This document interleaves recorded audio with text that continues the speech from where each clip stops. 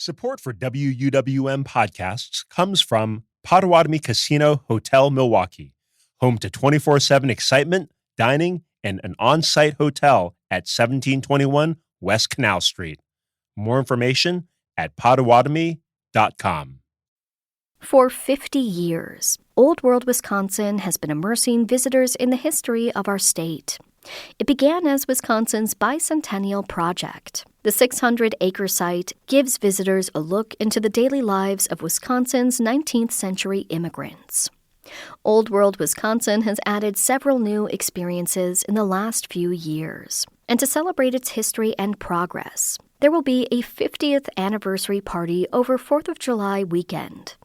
To learn about Old World Wisconsin and help you plan a trip there, Lake Effect's Becky Mortensen is joined by its director, Doug Rainey, and Amanda Weibel from Travel Wisconsin. Rainey begins with how Old World Wisconsin got its start.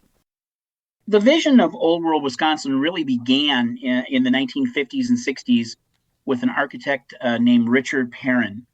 And Perrin and others saw historic immigrant homes and farms disappearing across Wisconsin, and they wanted to preserve them. They wanted to find a way in which to preserve that history and to tell those stories. And so he partnered with a preservation advocate, Hans Cruther. They went to the Wisconsin State Historical Society.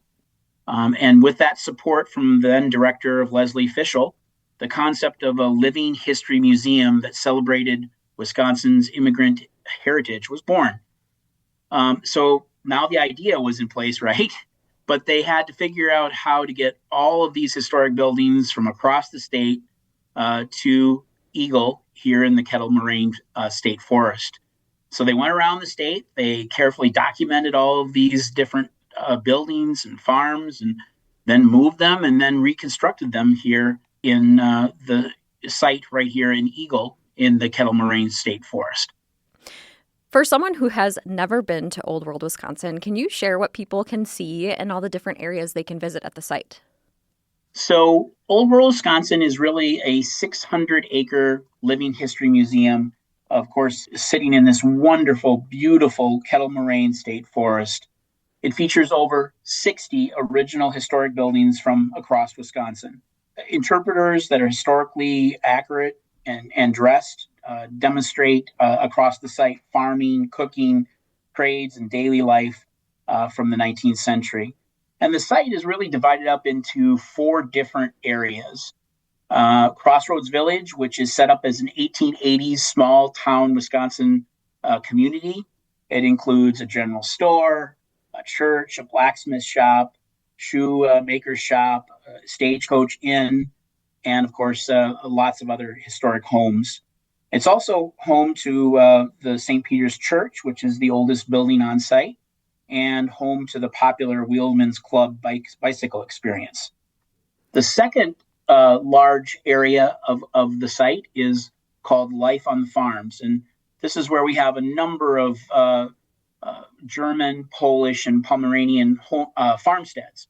And we have working farms, barns, gardens, and historic buildings. And in fact, they were planting pumpkin seeds just the other day. So lots of different activities and fun things going on there. This area also includes the story of Pleasant Ridge, which is one of Wisconsin's early African-American farming communities. The other really large area of the site is what we call Scandinavian homesteads. And this is where we have Finnish, Danish, Norwegian homes and farm buildings, and things like a traditional sauna, a stabor, storage building, and also the Raspberry one-room schoolhouse.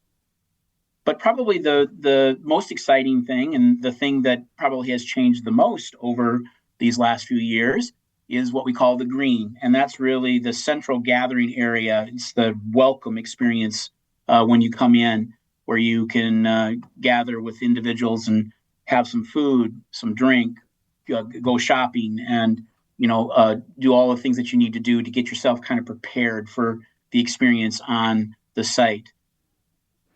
Can you talk about some of the ways that Old World Wisconsin has changed over the past 50 years and all the things that have been added, even in the last 5 to 10 years?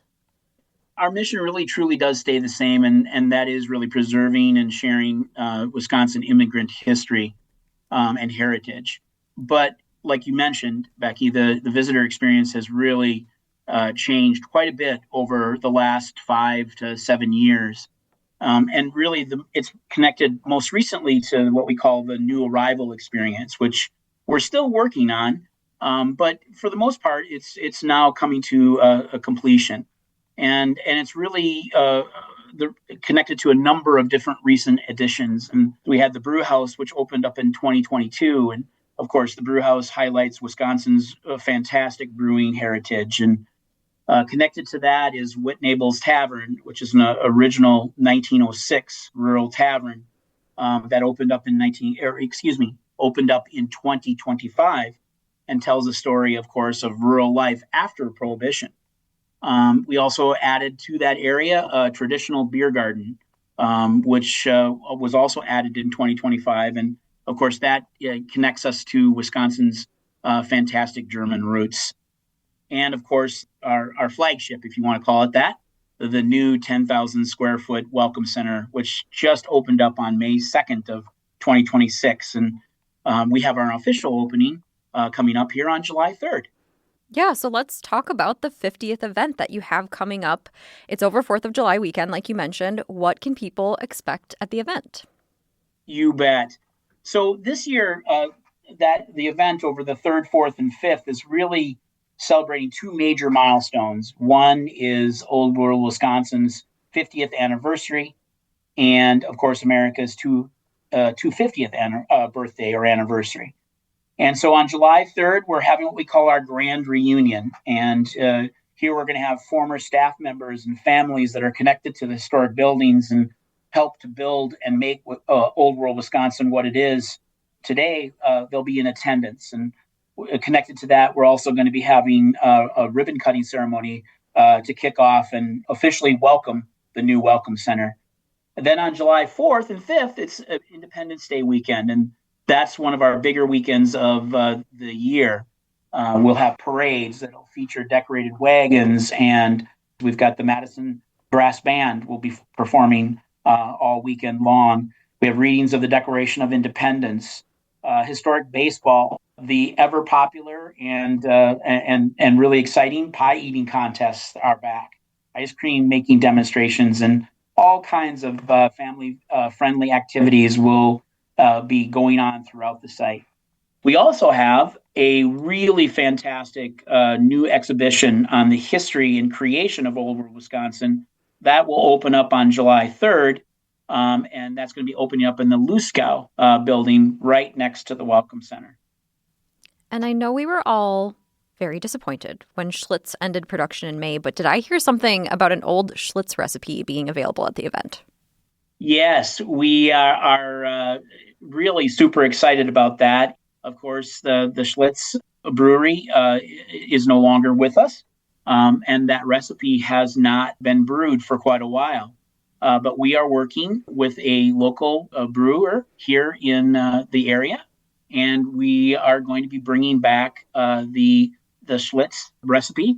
We're going to be renaming it for our special 50th anniversary as Old World Wisconsin Gold, and it's going to be available starting on July 3rd. We're super, super excited about that. Wow, nice. I feel like that alone will give people some incentive to come check it out. I have a feeling it will go very quickly, so don't hesitate. Be here soon. All right, Amanda, we're going to do things a little differently this month. Normally, we would talk about some other things to do around Eagle, where Old World Wisconsin is, to kind of round out a trip. But this month, we're going to focus on our state's history. So, Amanda, can you share some other places people can visit around Wisconsin where they can learn about the state's history? Yes, Wisconsin has contributed so much to our nation's history, culture, and identity, and there are plenty of places to explore and learn about those significant contributions. We've been talking about Old World Wisconsin, and I wanted to point out that that's one of 13 sites and museums operated by the Wisconsin Historical Society.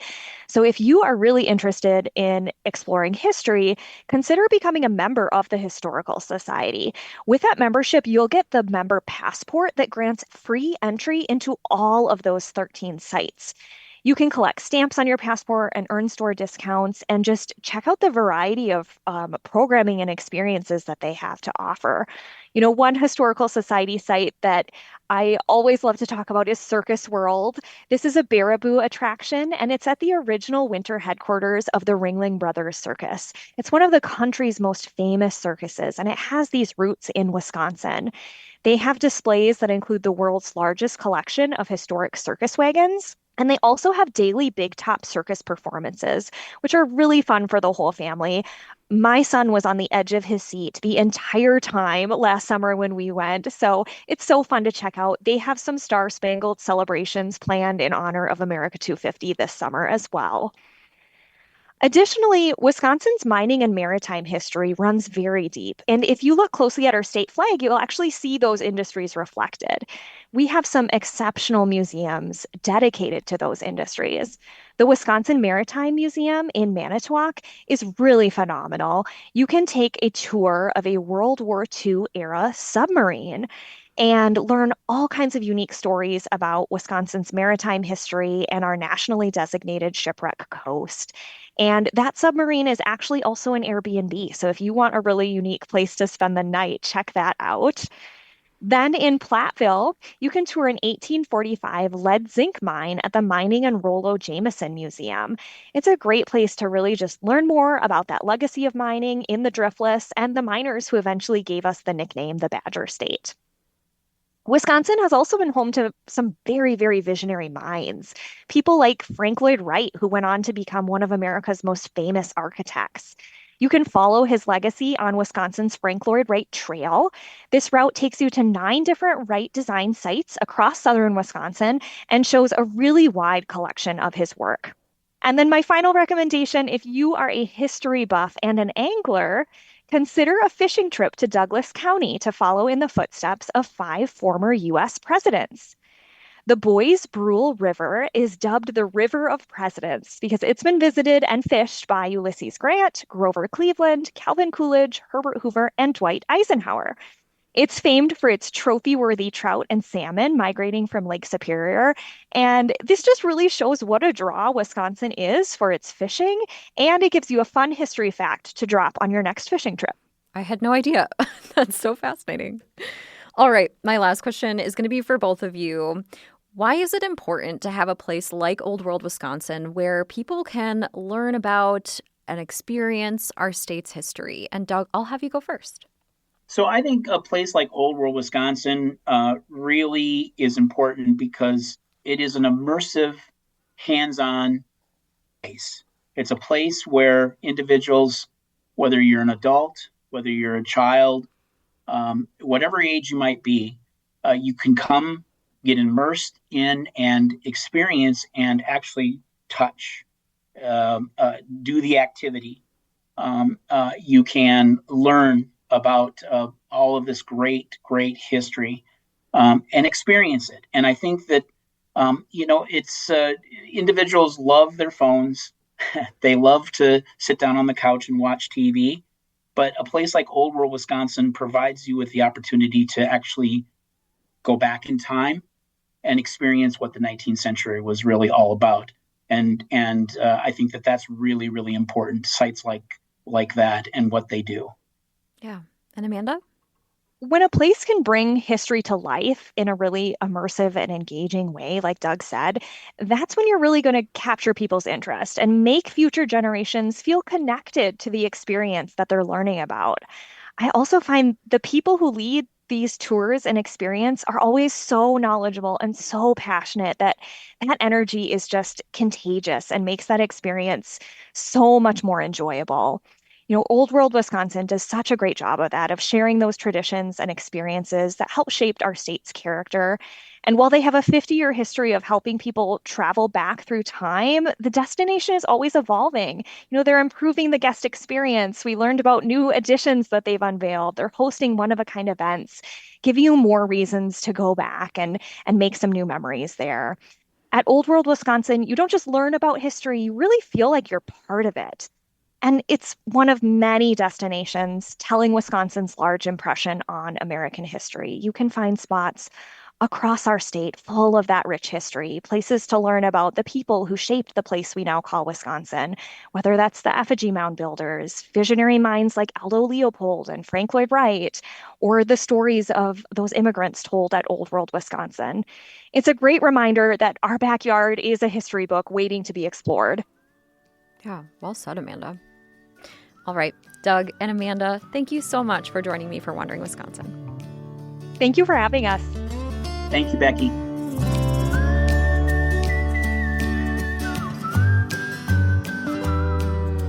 Amanda Weibel is the communications officer for Travel Wisconsin. Doug Rainey is the director of Old World Wisconsin. They spoke with Lake Effect's Becky Mortensen for this month's Wandering Wisconsin.